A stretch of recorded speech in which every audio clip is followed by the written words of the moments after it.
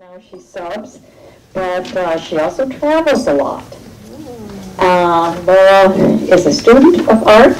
She learns from you, she learns from workshops, and she's not afraid to travel to them, and she will, I'm sure, be telling you about some of that tonight. But like I say, when she came to visit me at my house and we had our little interview, she just had a little, the old tin cans, you know, that the bandages came in. Mm-hmm. That wasn't what she saw it as.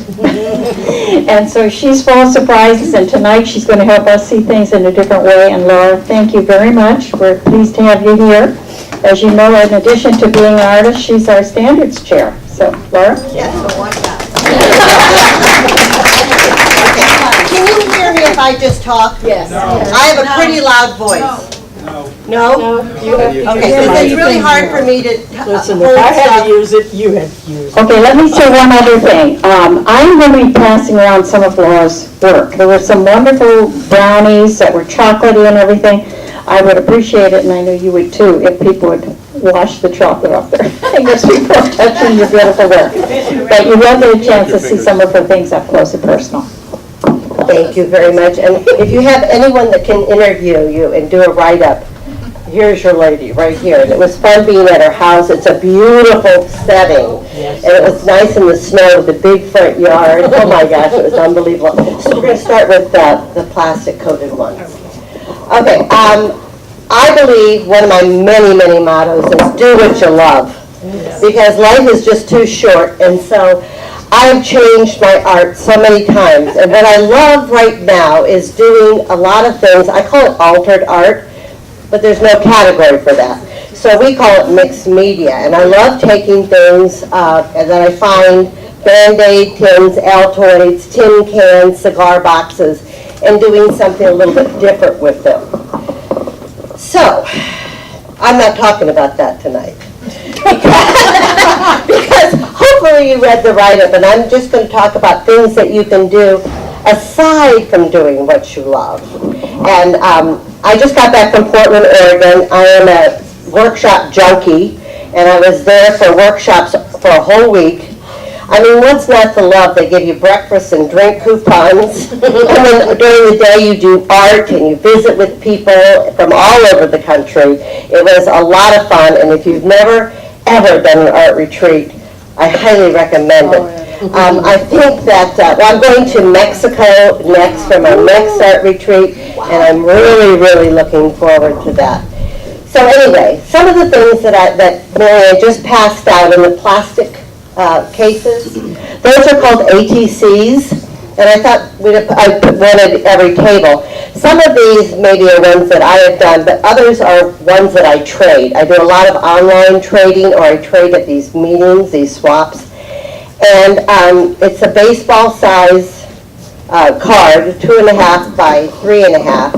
And the movement started in Switzerland in 1990. So a lot of people have joined in, and you cannot supposedly sell them, you can only trade them. That being said, people have come up with another thing, and you can sell them. So anything is available. I use them as the ones that I've done. My name should be on the ones that I did. But I use them as a basis for my cards, my business cards. And it's been a lot of fun, except I now have to hide them, because the kids all take them. They want all 20 of them. It's like, okay, I'm going to collect all these. So that's one thing that I really, really, really like doing. The other thing that I like to do, and this is all my personal art. What I'm talking about tonight is what I do that doesn't go up for sale. It's only for me, something that I like doing.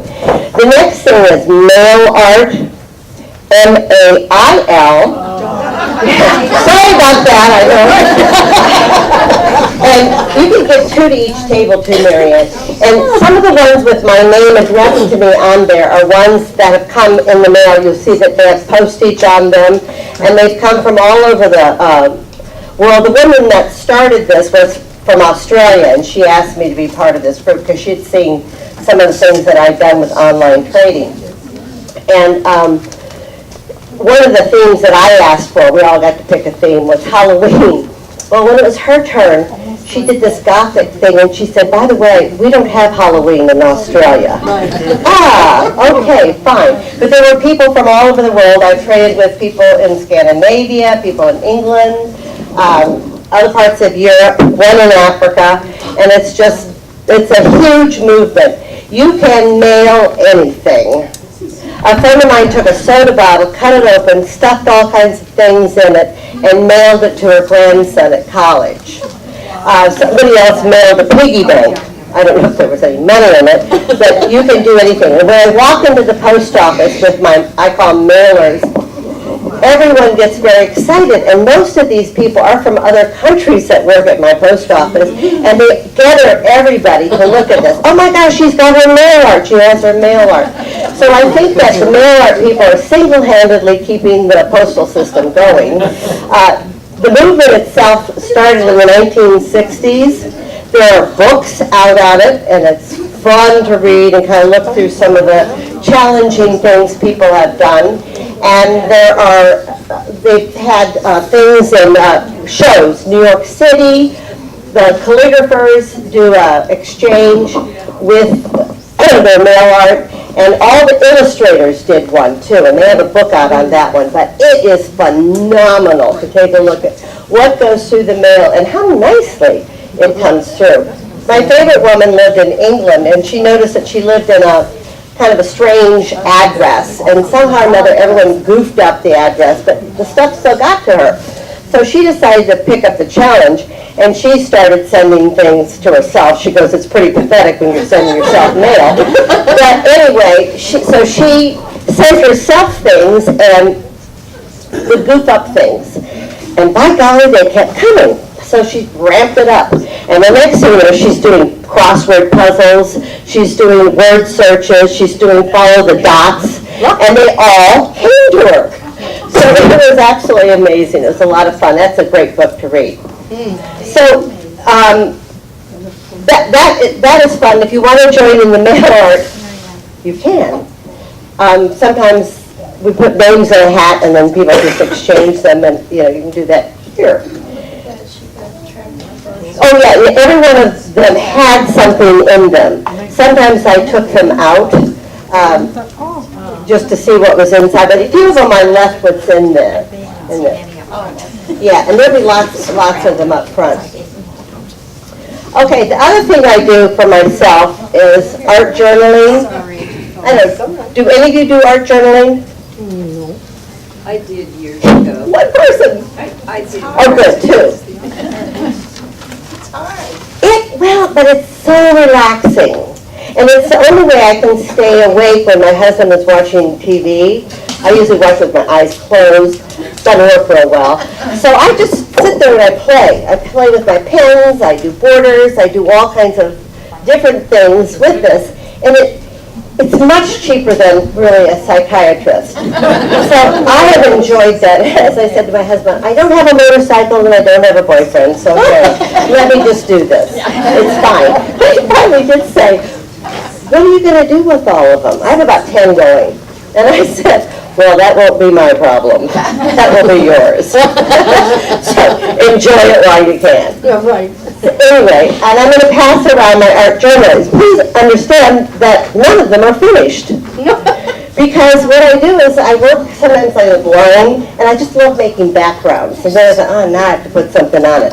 So you can see sort of the strange process that goes through my head. My goal this year was to work on my lettering, and so that's my big thing. I did that on my own.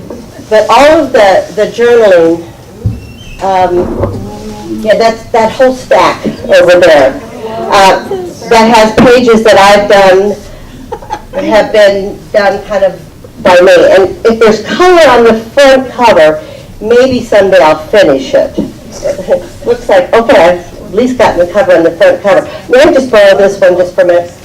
This one, and there are several like this, they're called altered books. And I love books. I don't dog-ear them. I'm very careful with my books. That being said, I rip them to shreds. This, you can see when you get an altered book that I've left some of the pages in, because otherwise it would be humongous. And then I changed it up somehow, and I painted and I cut holes in them. Some of them have pop-ups, and it's just, they're all just different. It really is so much fun. I can't stress that enough. Just sit down with the book and go through it. All right, I think, all right, those, yeah, you can hand me that. My stash for these. Oh, actually, just put them on the chair. I'll do while you see. Do you see the pop-ups? Yeah. Did you bring any of your Zentangle? I have a whole page of Zentangle. Yeah. Yeah, so I've done, one whole sheet is nothing but Zentangles. Okay, and what it was is the monks, you know how they do those beautiful mandalas? Or mandalas, or however you pronounce it. And all of them with sand. I watched them once at the Smithsonian outside doing these beautiful things, and they just leave them because it's for God and the wind and the elements, or something to carry their prayers or whatever goes in them. So that movement caught on fire, and now people are doing all kinds of things with pen and ink, and you can add colors to them and so on. I know one of my books has a Zentangle in it. But they all have something in them. Yeah. Oh, there's a Zentangle. Probably not finished, but, and some of them have colors. Sometimes I put the Zentangle on top. It's very time consuming, to say the least. But I try and put one of those in every book. And I like lots of tags and so on. But you can see a lot of these are works in progress. Because if I like the background, I don't really want to add anything to it.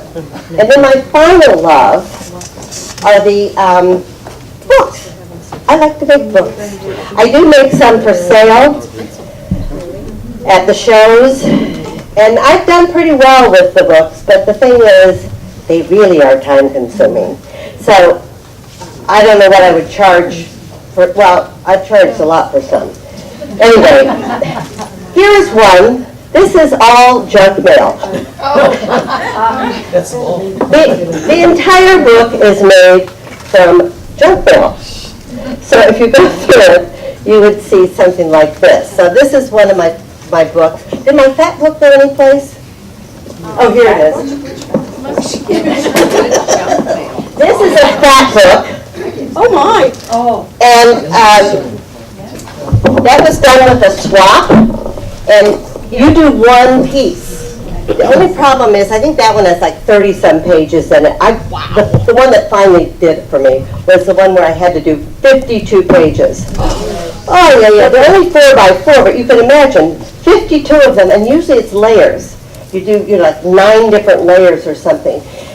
So anyway, that was the one that really kind of did me in. And it's so fat, I couldn't even put it in there. That is fun for a while.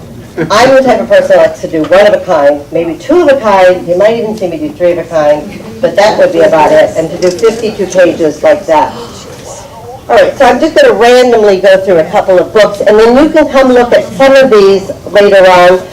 Some of them are ones that I really write. Some of them I don't care. I do travel journals. I sell a lot of travel journals. Some of them are plain, some of them are slightly decorated. But when I go on a trip, I take this with me. And a little set of watercolors and pencils and stuff like that. Very small, because sometimes I do carry-on. Yeah, so this is, and then it comes back. Oh, this is the one from Moscow, or Russia.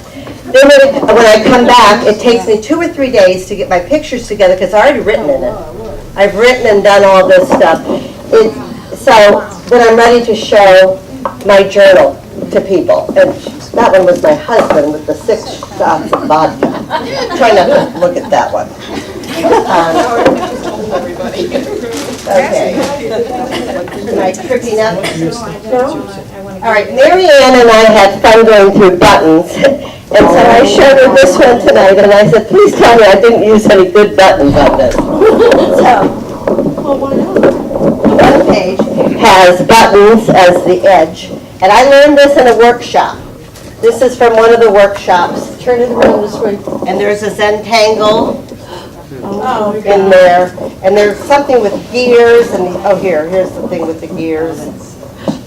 There. folds up.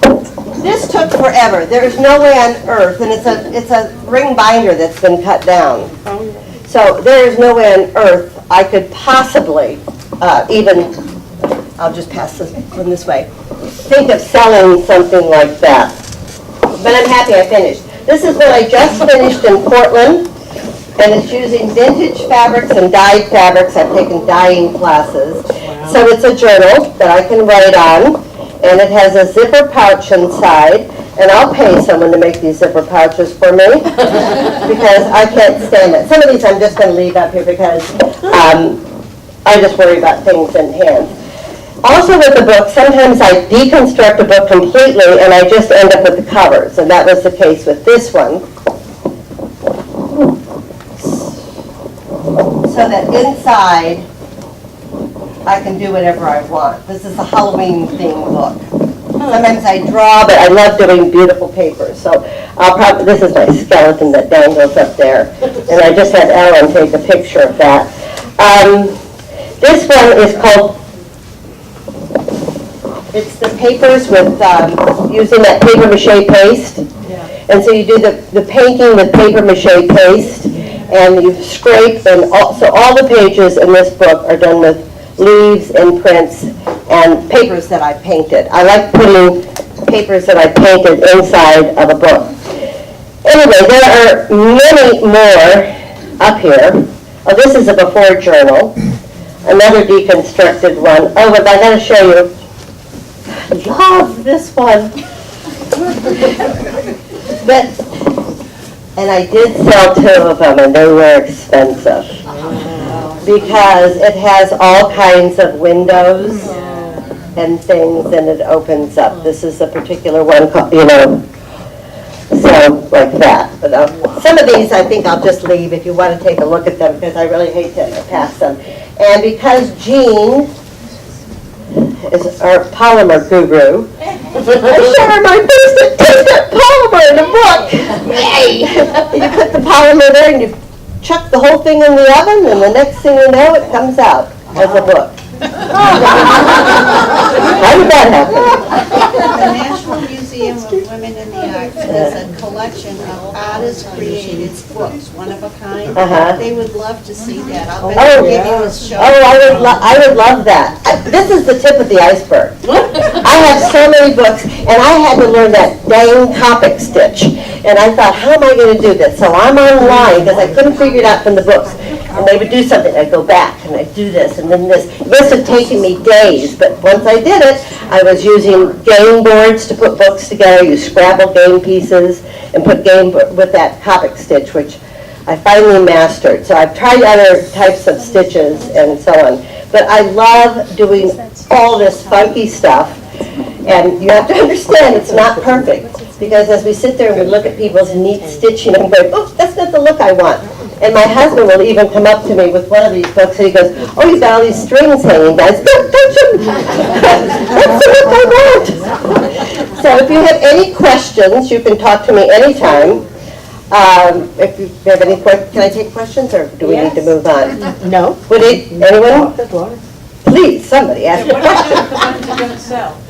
What? You sell, there's a lot of them you talked about that I don't sell these. What do you do with them? I just keep them. I have them. All of them I have. But you have to understand, I do other things too. Like I'm making robots now. So yeah, well, I did one that was so scary that I had to put a cap over her head. It was for Day of the Dead, and I painted the face with the skull teeth, and I thought, oh my gosh. Even my son said, "Mom, that's a bit much." And he's 25. Oh, but my son loves skull stuff, so he would love Well, that one. I probably should show him that. So I've done things out of the old masking tape, or Scotch tape used to come in cans. So I did a robot out of that. So I have several robots. I've taught classes on working with tin, cutting apart tin, round cookie tins, and making critters out of them. I'm currently teaching 3 classes. Yes, for adults. One of in Savage Mill, Maryland at the Queen's Ink. My class on Saturday is the 3rd time I've run this class since last fall, and it's full. And that is, this is a Moleskine journal. Does everybody have Have you ever worked with a Moleskine? Well, it's probably about a quarter of that size. So I just do stuff with it. And this is, it's a type of brand. It's a brand, it was much skinnier. But I have all kinds of flaps and folds and things in here. So this is the third time for this class. I'm doing nail art, M-A-I-L, art, and it's a repeat in June, and I'm also doing travel journals coming up in April. And I'm very excited because a lot of people have taken 4 out of 3 of my classes. Wow. They're signed up again. I thought, oh, what is this? Well, they have It's fun. fun, yeah. So how do you seal this on the, what do you use to seal this? Okay, some people taped theirs. They took rolls of tape, I'm a failure at taping. I would ruin the whole thing. Some of them use a type of, like a Mod Podge or a type of matte medium over them. Okay, I don't do anything. I just send mine as is, and accidentally, I got one of mine back. It was addressed right. That it was a rainy day when I mailed it, and I thought, oh, it's going to be a mess. It was fine. I just mailed it off the next day. Bill? 2 questions in one. How Yes. do you go without sleep, and what do you do in your spare time? This is my spare time, and I did this when I was teaching. I've been retired now for 2.5 years, so I've obviously ramped up the program. Yeah, but I love doing it, and I get kind of obsessed with it. I wake up during the night and think, I gotta get down to my studio, I gotta try this. So, because I do jelly plate printing, I do any type of colorant known to man. I've just now gotten into the graffiti paint, so watch out. That's stuff that's behind the gates and stuff. Liz? Queens Ink in Savageville, Maryland. Is that the only place? Well, I used to teach at Artistic Artifacts, Which is where? which is here in Virginia. Eisenhower Avenue. So I've done that, but I haven't given her a class in a while because I've really been pretty busy at the Queen's Ink. It's a nationally known store. She gets all kinds of famous people in the mixed media world. I am honored to be part of that team. So I am so happy. So. You need to post your classes in our newsletter. Yeah, or on the website. Okay, well, I could do that this time since I Then she would talked. have Can to I do add that? 10 more classes. Yeah. But everyone has fun. We just sit there. You don't have to know anything or do anything. You just play. You just go there and you play all day long. You can come to my house and play any day. Well, I said that to people too. Come over and play with me. You're welcome to. It's fine. Yeah, should I put you down? That would be fun, because I want someone who loves my books. Bob? What's like a typical price range when you say expensive? The books? Yeah. That little bitty one I sell for $185. It's worth it. So I sold 2.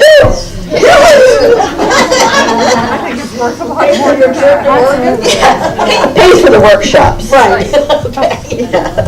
So, anyway, if you have any questions, you're welcome to email me, come talk to me afterwards. Enjoy my work, thank you, because it's not tidy, but it's from my heart. It's hard. Yeah.